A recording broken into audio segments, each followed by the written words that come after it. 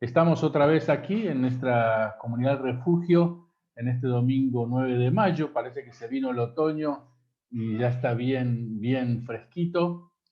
Y estamos contentos otra vez de como familia en el Señor, como hijos de Dios, podernos encontrar en este encuentro que nos hace tanto bien, porque nos hace bien vernos, nos hace bien cantar juntos, nos hace bien compartir cómo estamos y las experiencias de la semana, y para que eso aumente nuestra fe y también nuestra sabiduría. Y por supuesto, lo que también nos hace mucho bien es escuchar y aprender de la palabra del Señor. Los cristianos tenemos una, entre tantas bendiciones que tenemos una tan especial, que es que la palabra que Dios nos ha dado es perfecta, no tiene errores, y tenemos la bendición de tener acceso libre, ¿no? a la Biblia, y poder abrirla y leer y aprender y escuchar lo que Dios tiene para enseñarnos. En esta mañana yo le pedí a Katy que nos compartiera su mirada y lo que el Señor le ha revelado, le ha mostrado acerca de este texto maravilloso que estamos aprendiendo y que estamos estudiando este año, del Salmo 32:7. Así que, Katy, te bendecimos y seguro que todo lo que Dios te ha mostrado, estamos nosotros atentos para escuchar lo que Él tiene para decirnos. Te escuchamos, Katy. Amén. Bueno, buenos días a todos. Y bueno, como seguimos con la palabra tema de este año, Salmos 32:7, tú eres mi refugio, me guardarás en la angustia y con cánticos de liberación me rodearás. Y bueno, yo lo que voy a hablar con respecto a esta palabra es sobre el cuidado de Dios sobre nuestras vidas. Pero primero lo que voy a hacer es contarles historias que ustedes también ya conocen, sobre de algunas personas de la Biblia que Dios usó, pero que más que nada que Dios cuidó, ¿sí? Entonces, bueno, vamos a empezar primero con la historia de Noé, que levante la mano quien no la conoce. Bueno, todos la conocemos. Bien. Bueno, a partir del Génesis 6 podemos ver que en la Biblia empieza a hablar de cómo la maldad del ser humano comienza a multiplicarse sobre la tierra. Pero Dios encontró a un solo hombre que hallaba gracia ante sus ojos, y este hombre era Noé, ¿sí? Entonces, en Génesis 6, del 13 al 21, Dios le da instrucciones a Noé, ¿sí? Y bueno, lo voy a leer. Génesis 6 del 3 al 21 dice: por eso le dije a Noé, voy a acabar con todos los seres vivientes de este mundo y dejaré la tierra inhabitable porque está llena de violencia. Así que toma madera y hazte una casa flotante, úntala con brea por dentro y por fuera, constrúyele varios cuartos. La casa debe ser de 3 pisos y medir 135 metros de largo, 22 metros de ancho y 13 metros de alto. Hazle un techo y una puerta al costado, también ventanas en medio del techo. Voy a enviar sobre la tierra una lluvia tan fuerte que acabará con todo lo que tenga vida en este mundo. No quedará nada con vida. Sin embargo, voy a hacer un trato contigo. Tú, tus hijos, tu esposa y tus nueras entrarán en la casa flotante, y también un macho y una hembra de toda clase de aves, reptiles y animales domésticos y salvajes. Los meterás contigo para que no mueran. Toma toda clase de alimentos y guárdalos en la bodega para que todos tengan que comer. Noé obedeció a lo que Dios le dijo, ¿no? Acá vemos cómo Dios estaba, de tanta maldad que vio, Dios estaba molesto, y nosotros, sin embargo, sabemos que Dios es lento para la ira. Entonces, para que se haya enojado demasiado y destruir el mundo, imaginemos cómo habrá estado. Pero sin embargo, Dios utiliza a Noé, ¿sí? Y lo que va a hacer es cuidarlo, pero primero le da instrucciones, y Noé, para también tener ese cuidado de Dios, tuvo que obedecer a esas instrucciones, ¿sí? Él obedeció, hizo el arca, metió a su familia, entraron, y llovió después durante 40 días y 40 noches, y las aguas cubrieron la tierra, eso todos lo conocemos. Después estuvo 150 días la tierra cubierta de agua, y después, bueno, también demoró en tiempo en secarse. Pero sin embargo, Dios cuidó a Noé y a toda su familia, ¿sí? Y uno podría decir, pero solamente cuidó Dios a Noé solamente y a su familia. Pero sin embargo, en 1 Pedro 3:20 dice, los que en otro tiempo desobedecieron cuando una vez esperaba la paciencia de Dios en los días de Noé, mientras se preparaba el arca en la cual pocas personas, es decir, 8, fueron salvadas. ¿Cuántas personas fueron salvadas? 8. ¿Por qué? Porque obedecieron, tuvieron fe y creyeron también en el cuidado de Dios. Imagínense que el arca no se construyó en una semana, en un mes, con todos los metros que tenía que hacer Noé, que Dios le mandó a hacer un arca de 3 pisos, después 22 metros de ancho, y después, perdí cuánto era de largo, y 135 metros de largo, es más de una cuadra. Imagínense el tiempo que estuvo Noé para construirla, y más en esos tiempos. Ahora, por ahí construir un barco de este tamaño es de alguna manera más simple con la tecnología que hay, pero seguramente en un día o una semana no está ese barco. Entonces imagínense la cantidad de madera que tuvo que cortar y todo. A lo que voy con esto es el tiempo que demoró en construir el arca Noé. En todo ese tiempo, él, si agradaba, yo me imagino que si él agradaba el corazón de Dios y halló gracia ante Dios, él no era egoísta y seguramente quería que las personas que estaban donde él estaba se salvaran también, pero no obedecieron, no creyeron, prefirieron ser egoístas y quedarse en la maldad que ellos tenían. ¿Sí? Entonces, ¿qué pasó con esto? Estuvieron fuera del cuidado de Dios porque ellos lo eligieron, ¿sí? Pero sí se salvó Noé. Aparte en la Biblia podemos ver que en ningún momento le dice Dios le prohíbe a Noé que le hable a las personas sobre el arca o sobre el diluvio. En ningún momento le dice, tampoco le manda que les hable, no dice. Pero yo imagino que seguramente Dios ya conocía a las personas y ni siquiera le dijo, anda y hablarles y decirles que entren al arca porque se van a morir. No dice en ninguna parte. Pero seguramente Noé fue y les habló porque él era un hombre agradable al corazón de Dios. Y ahora vamos con otra historia que es la de José. Y a ver, levante la mano, ¿quién conoce la historia de José? Ahí está. Pensaron que hice la pregunta al revés como hace rato. Muy bien. Bien. Bueno, sabemos que José era hijo de Jacob y sabemos que también Jacob mostraba un amor especial por José, ¿sí? Que le hizo una túnica de muchos colores. Que eso también era un detalle del padre que mostraba amor hacia su hijo, ¿sí? Pero José tenía 11 hermanos más, de los cuales 10 eran mayores que él, ¿sí? Y estos hermanos, al ver cómo su papá le demostraba el amor a José, tenían celos, ¿sí? Y cada vez que José lo que tenía, ustedes saben, que era que Dios le hablaba a través de los sueños también a José. Le interpretaba sueños. Entonces, en un primer momento, José tiene un sueño que se los cuenta a los hermanos, y ellos tienen más celos. Después les vuelve a contar el otro sueño que tuvo, que es que él era la luna y las estrellas eran los hermanos y que ellos se inclinaban ante él, entonces peor, más celos tenían los hermanos, que decían que él era mejor, como que él se creía mejor que ellos, ¿sí? Entonces a lo que vamos es que ellos tenían constantemente celos, envidia ante su hermano. Y un día el padre Jacob lo manda a José a que fuera a ver a sus hermanos. Sus hermanos habían ido a pastorear y saben que, bueno, en ese momento para ir a pastorear a las ovejas no se iban acá a una cuadra, se iban bien lejos para encontrar pastos frescos.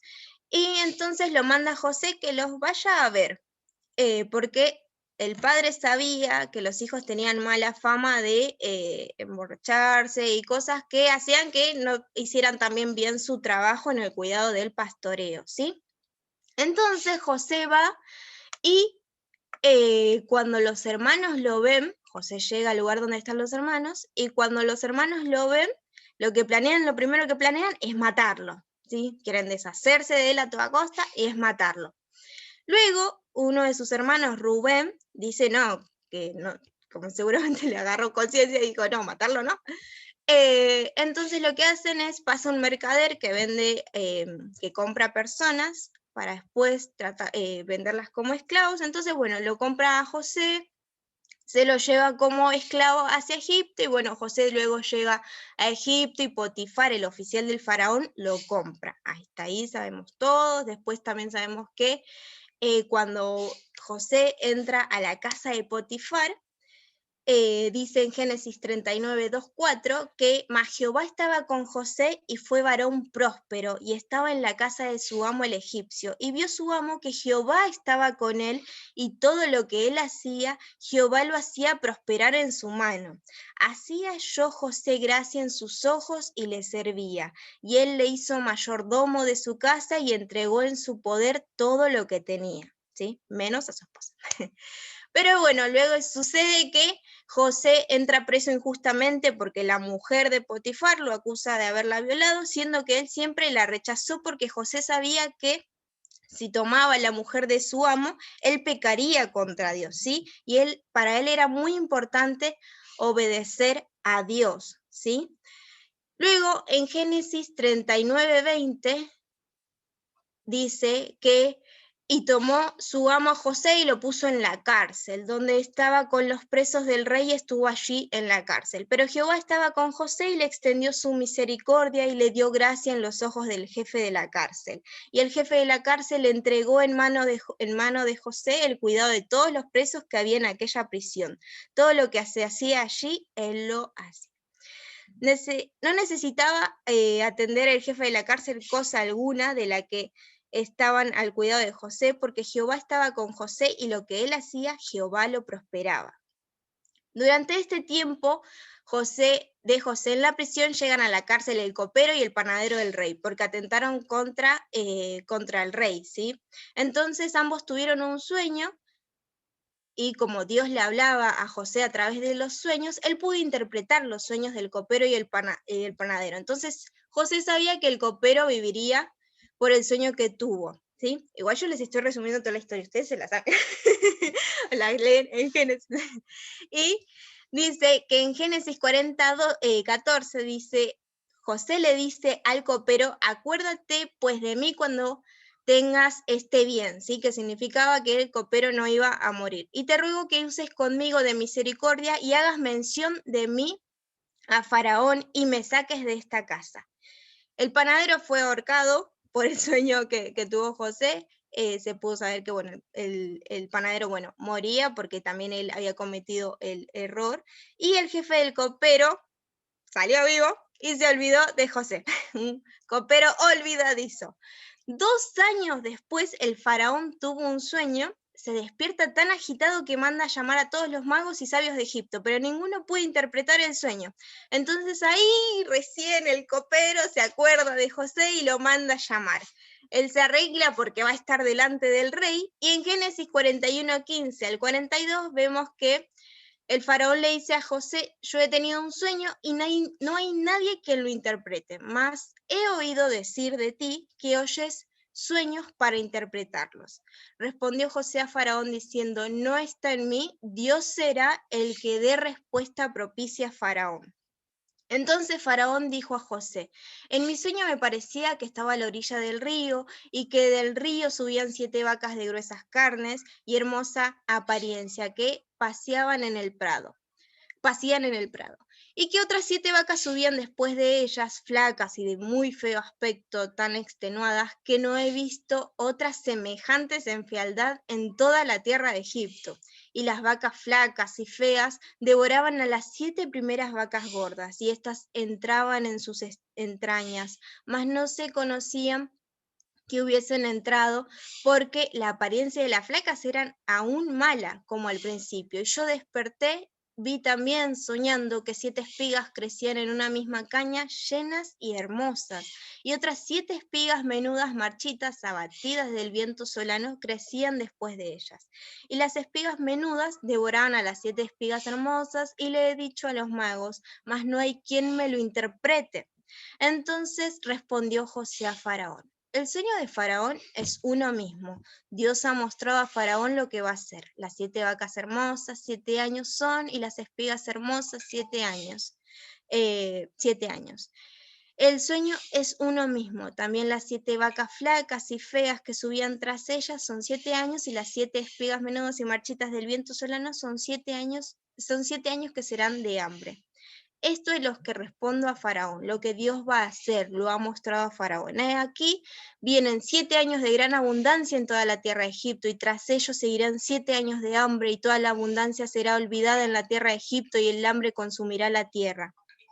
Y aquella abundancia no se echará de ver, a causa del hambre siguiente, la cual será gravísima, y al suceder el sueño a Faraón 2 veces significa que la cosa es firme de parte de Dios, y que Dios se apresura a hacerla. Por tanto, provéase ahora Faraón de un varón prudente y sabio, y pónganlo sobre la tierra de Egipto.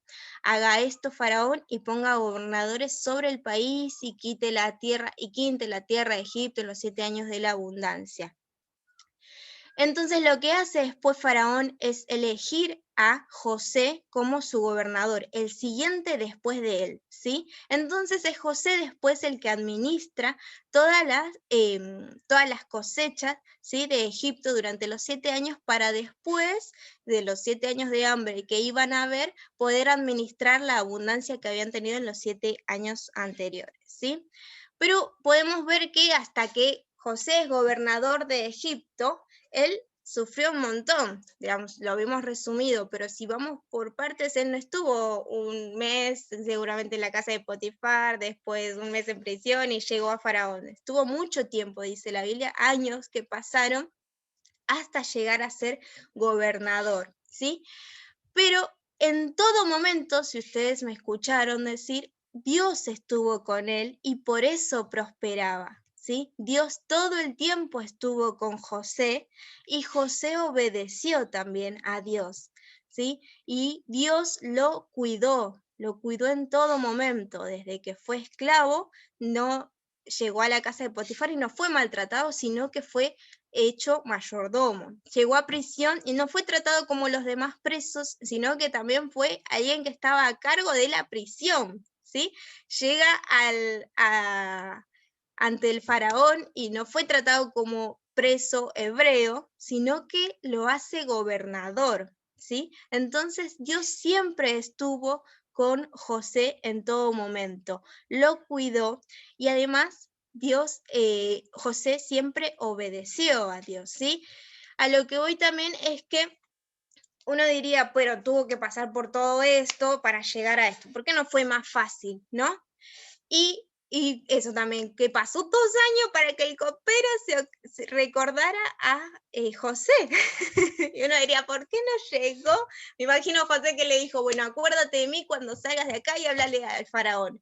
Y imagínense que llegó seguramente el copero ante Faraón y ni se acordó, porque no lo mencionó, y José esperando diciendo, ay, señor, llegará el momento que se acuerde. Y bueno, pasaron 2 años, ¿no? Y la cuestión fue, imagínense ustedes cuando imaginemos ahora un técnico de las computadoras, ¿no? O, por ejemplo, un pintor, le dan el número de don Lucio de que es pintor, ¿sí? Entonces ustedes se lo dan a varias personas, ¿sí? Pero, ¿qué pasa? Si la persona no lo necesita ahora, te va a decir gracias, pero nada más, ni se va a acordar, capaz, ¿sí? Y entonces cuando recién necesite, si es que guardó el número, lo va a tener. Si no lo guardó, va a andar preguntando a alguien que conoce un pintor y capaz ni te vuelve a preguntar a alguno de ustedes, ¿sí? Bueno, imagínense, si el copero le decía, apenas llegaba al faraón y le decía, yo conozco a un hombre que interpreta, a un hebreo encima, a un hebreo preso que interpreta los sueños, ¿sí? Y el faraón ya tenía magos, sabios, me iba a decir seguramente gracias, o bueno, lo tendré en cuenta, o ni nada de eso. Qué bueno. Entonces, ¿qué pasó? 2 años después, José tenía que estar para ese momento, ¿sí? En ese momento fue más importante, porque el faraón tuvo el sueño y ahí es cuando se necesitaba a José, en ese momento, ¿sí? Y él fue predispuesto, ¿sí? Dice la Biblia que él cuando fue a ver al faraón se arregló, se cambió todo para estar presente delante de él, ¿sí? Entonces también influye muchas cosas, también la actitud, ¿no?, que tenía José. Pero ¿cómo fue el cuidado de Dios sobre José en todo el tiempo, todo momento, a pesar de que pasaron años, a pesar de que pasó muchas dificultades, que fue alejado de su familia, de su padre que él amaba mucho, ¿sí?, de su hogar? Dios lo cuidó en todo momento y lo bendijo todo el tiempo, y él también obedeció a Dios, ¿sí? Bien. Esa es la historia de José. Y ahora vamos a la historia de Jonás. Hay muchas historias en la Biblia, pero no les voy a contar todas. La última es Jonás. Dios le dice a Jonás. Bueno, hablamos de Jonás, que este es un carácter especial. ¿Quién conoce a Jonás? ¿Leyeron de Jonás todo Jonás? Que es cortito. ¿Leyeron? ¿Sí? Bien. Jonás, ¿qué pasó? Dios le dice a Jonás que vaya a la ciudad de Nínive y que vaya a decirle sobre la maldad que llegó hasta la presencia de Dios, ¿sí? Le dice, andá y decirle a los habitantes de Nínive que su maldad llegó hasta mi presencia y que dentro de 40 días voy a destruir Nínive. Entonces, ¿qué hace Jonás? Acá, ¿quién dice que fue obediente? Levante la mano, ¿quién dice que Jonás fue obediente? Muy bien, leyeron la historia de Jonás. Jonás no fue obediente. Agarró lo que hizo y dije, no, yo no voy a ir a la ciudad de Nínive, hay todos pecadores, ¿para qué voy a ir yo? Entonces se fue a Tarsis, se tomó como dice, un barco, se fue en un barco y se fue a Tarsis, pagó y se fue. De repente, cuando estaba en el barco, se empezó a levantar un viento terrible, que las olas también se empezaron a levantar demasiado. ¿Y qué pasa? Los marinos empiezan a tener miedo y ¿qué hace Jonás? Me hago el tonto y me voy a dormir. Entonces se va y se va a dormir, Jonás. Se va a dormir mientras los otros marineros que estaban ahí súper asustados de que se van a hundir, se van a morir el último día de sus vidas. No. Entonces Jonás desaparece de la mirada de ellos y se va a dormir. Pero uno va, corre y le dice a uno de los marineros y le dice, ¿qué haces durmiendo? Levántate y clama a tu Dios, a ver si alguno de nosotros nos escucha alguno de nuestros dioses. Cada uno de las personas se ve que tenían distintos dioses, ¿no? Pero bueno, Jonás tenía el más poderoso, pero bueno, también no había obedecido. Entonces, ¿qué pasó? Después se reúnen y en ese momento le decían como echar suertes, a ver por qué era que estaban sufriendo ese viento, ¿no?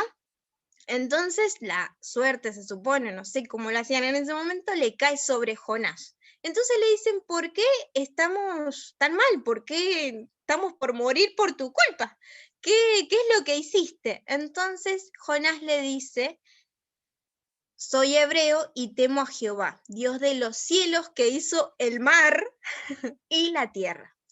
Entonces los hombres empezaron a tener mucho miedo y más miedo todavía, porque le dijo el Dios que hizo los mares, peor. Entonces, ¿por qué estás huyendo de la presencia de Jehová? Dice, porque estoy huyendo de la presencia de Jehová, Dios está permitiendo esto, ¿no? Entonces le dijeron, ¿qué haremos contigo para que el mar se nos aquiete? Porque el mar se está embraveciendo más y más. Entonces él respondió, tomadme y echadme al mar y el mar se os aquietará, porque yo sé que por mi causa ha venido esta gran tempestad sobre nosotros. Y aquellos hombres trabajaron para hacer volver la nave a tierra, mas no pudieron. No querían tirarlo a Jonás. Tenían corazón, no querían tirarlo. Yo capaz lo hubiese tirado. Chiste. Porque el mar se iba embraveciendo más y más contra ellos. Entonces clamaron a Jehová y dijeron, ellos mismos, te rogamos ahora, Jehová, que no perezcamos nosotros por la vida de este hombre, ni pongas sobre nosotros la sangre inocente, porque tú, Jehová, has hecho como has querido. Y tomaron a Jonás y lo echaron al mar, y el mar se aquietó de su furor, y temieron aquellos hombres, y Jehová con gran temor, y temieron aquellos hombres a Jehová con gran temor. O sea, por causa de Jonás y su desobediencia, bueno, otras personas creyeron, ¿sí? Pero tuvieron que sufrir todo eso y Jonás también lo sufrió, ¿no? Y bueno, cuando cae al mar, cuando cae al mar, Dios había preparado un pez para que se lo tragara a Jonás, ¿sí? Entonces estuvo Jonás en el vientre del pez durante 3 días y 3 noches, ¿sí? Entonces, ¿qué mejor que hacer? Jonás se pone a orar antes que lo degrade el estómago del pez. Dios lo cuidó, ¿sí? Porque sabemos muy bien que si entramos en el estómago de cualquier persona, bueno, persona no, animal, ¿qué pasa? La comida se degrada. Entonces Dios cuidó a Jonás sobrenaturalmente, ¿sí?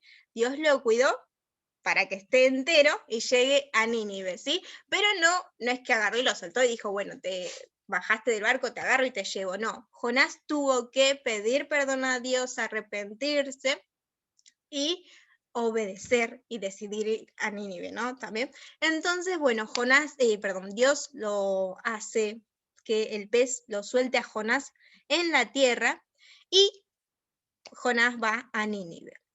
Entonces, va Jonás a Nínive y les habla a las personas diciendo, de aquí a 40 días Nínive será destruida.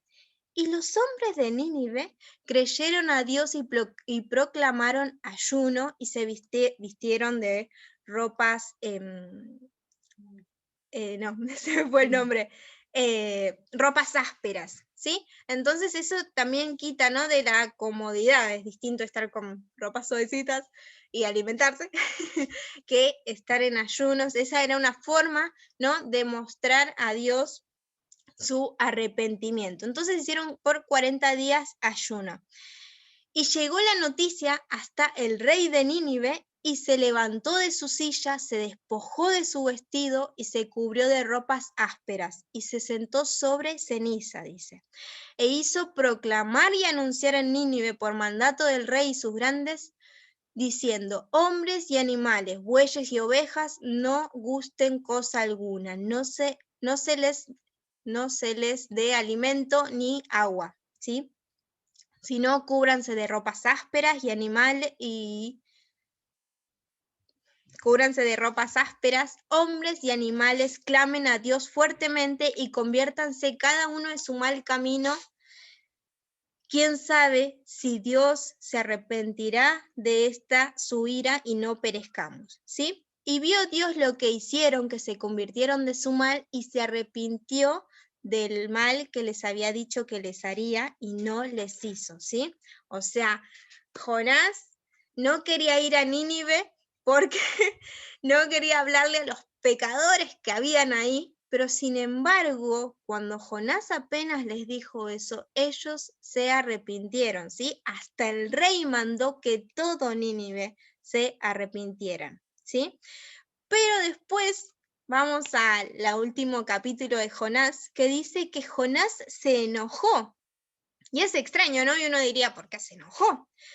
¿Por qué? Porque Dios perdonó a Nínive, ¿sí? Entonces le dice, y ahora Jehová, ¿no es esto lo que yo te decía estando aún en mi tierra? Por eso me apresuré a huir a Tarsis, porque sabía yo que tú eres Dios clemente y piadoso, tardo en enojarte y grande en misericordia, y que te arrepientes del mal. Ahora pues, oh Jehová, te ruego que me quites la vida, porque mejor me es la muerte que la vida, le dice. Y Jehová le dijo, ¿haces tú bien en enojarte tanto? Y salió Jonás de la ciudad y acampó hacia el oriente de la ciudad y se hizo allí una enramada y se sentó debajo de ella a la sombra, hasta ver qué acontecería en la ciudad, qué pasaría en la ciudad. Y preparó Jehová Dios una calabacera, la cual creció sobre Jonás para que hiciese sombra sobre su cabeza, y le librase de su malestar. Y Jonás se alegró grandemente por la cabecera.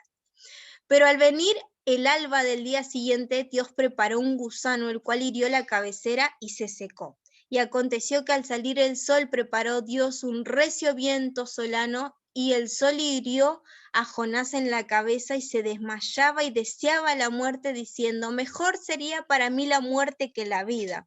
Entonces dijo Dios a Jonás, ¿tanto te enojas por la calabacera? Y él respondió, mucho me enojo, hasta la muerte.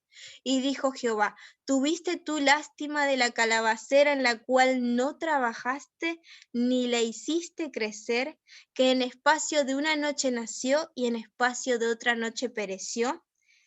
¿Y no tendré yo piedad de Nínive, aquella gran ciudad donde hay más de 120,000 personas que no saben discernir entre su mano derecha y su mano izquierda y muchos animales? Entonces, podemos ver que Dios igual cuidó a Jonás. Dios cuidó a Jonás en todo momento, aunque él tenía un carácter especial y aunque al principio lo desobedeció. Y Dios usó a Jonás para salvar a Nínive, ¿sí?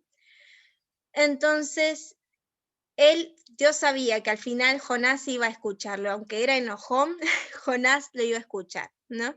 Entonces, podemos comparar, ¿no? Dos historias en las que Dios, de su enojo, iba a de alguna manera a destruir, ¿no? Al principio tenemos la historia de Noé y tenemos la historia acá de Jonás, que iba a destruir, ¿sí? Pero la diferencia también está en que las personas a las que se le habla, ¿no? Escucharon en Nínive, pero donde estaba Noé no los escucharon, ¿sí? Y en el caso de Noé, como decíamos, Noé y su familia obedeció a Dios, creyó en Dios y fue cuidada. En el caso de Nínive, ¿sí? También se arrepintieron y Dios los cuidó, porque si no hubiese pasado, se hubiese destruido Nínive, ¿sí? Dios los cuidó. La cuestión está es que muchas veces nosotros somos todas personas distintas, somos muy diferentes, personalidades muy diferentes, ¿sí? Dios nos cuida cuando estamos también bajo su cobertura, ¿sí? Cuando estamos bajo la cobertura de Dios, nosotros estamos cuidados, ¿sí? Dios nos habla y nos dice que hagamos cosas y también cuando nosotros obedecemos, estamos bajo la cobertura de Dios y seguimos y Él cumple su propósito y quita los obstáculos del camino, a veces están, pero nos ayuda a atravesarlos y Él está, pero nos cuida, ¿sí? Cuando nosotros decidimos desobedecer, salimos de la cobertura de Dios, ¿sí? Y no tenemos el cuidado que Él quisiera tener con nosotros. Nosotros decidimos muchas veces salir del cuidado de Dios. Tenemos el ejemplo de José, que él obedeció en todo y uno diría, pero le pasó esto y esto y esto. Pero Dios lo cuidó. Dios lo cuidó. Muchas veces nos pasa que decimos, pero Señor, yo te obedezco en esto, te obedezco en esto, te obedezco en esto y me pasa esto y me pasa esto y me pasa esto. Pero Dios está y nos cuida. Lo importante es obedecer y estamos bajo la cobertura de Dios. Cuando desobedecemos, nosotros decidimos salir de esa cobertura de nuestro Padre, ¿sí?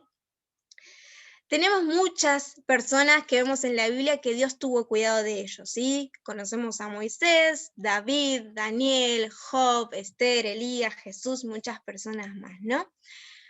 Pero cuando como decía, cuando salimos de la cobertura del Padre, estamos en peligro, ¿sí? Y, por ejemplo, ustedes conocen la historia de Job, que Job obedecía a Dios y tenía muchas bendiciones, ¿sí? En prosperidad, en lo que nosotros llamaríamos su economía, ¿no? En su familia, en salud, ¿sí? Y el diablo lo que hace es acercarse ante Dios y decirle, Él te honra solamente y te alaba porque le das todo, le das prosperidad, le das salud, tiene familia multiplicada, tiene amor, ¿sí? Entonces, ¿qué le hace? Le dice, quítale, quítale su economía y entonces, bueno, en ese momento tenía animales, casas, ¿no? Pero quítale su economía y él te va a dejar de alabar. Entonces le dice, bueno, te lo permito, le dice al diablo. Y entonces se lo quita. Después Job sigue alabando a Dios, ¿sí? Sigue honrando a Dios. Y le sigue diciendo, bueno, quítale esto, bueno, ahora su familia, quítale después la salud. Y él seguía alabando y adorando a Dios. Pero lo que no podía tocar, dice Dios, que no lo podía matar, ¿no? Pero también que no podía, él trataba de hacerlo desde lo físico, desde lo exterior, pero lo más importante que Job tenía era su alma, ¿sí? Nosotros lo más importante que tenemos es nuestra alma, porque podemos cuidarnos Dios nos cuida físicamente, nos provee, nos da todo, pero lo más importante es nuestra alma, ¿sí?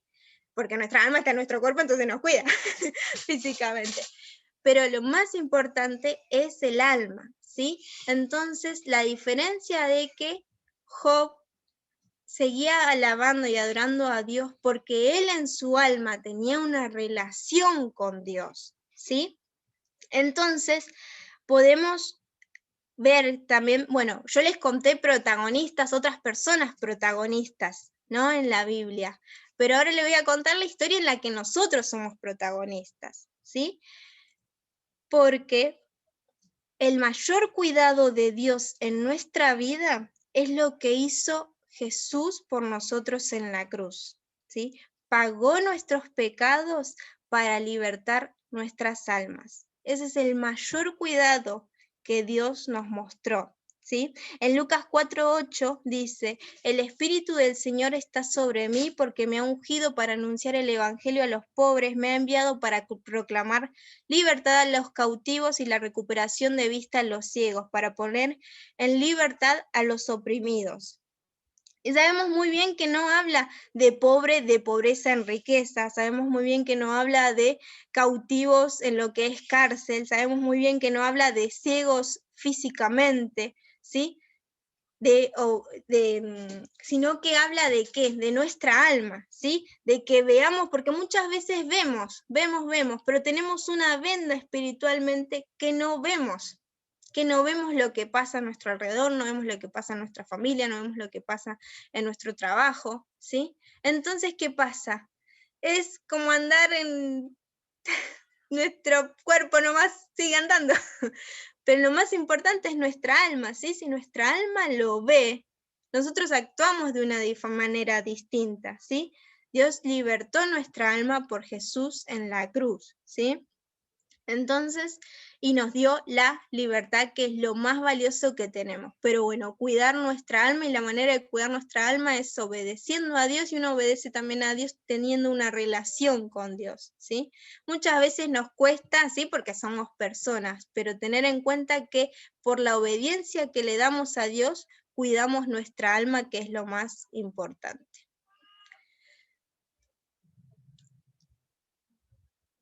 Y bueno, que Dios los bendiga y bueno, oramos para que Dios siga cuidándonos, cuidando más que nada lo que decíamos, nuestra alma, ¿sí? Dios siempre nos cuida y nos provee porque nos ama muchísimo. Sabemos que Él nos va a dar como hacia las aves del cielo que vuelan y nadie las alimenta, Dios las provee y lo sabemos, pero el cuidado de Dios, lo que más quiere cuidar nuestro Dios es nuestra alma, ¿sí?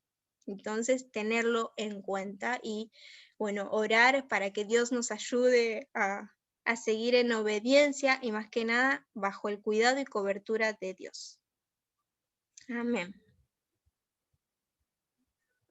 Gracias, Katy, por compartir esto tan bueno con nosotros, por toda esa recorrida por algunos personajes de la Biblia y ver esos detalles que a veces uno en la lectura rápida o cotidiana no la ve y que Katy en este día hoy nos hizo pensar. Muchas gracias, ¿eh? Dios te bendiga mucho.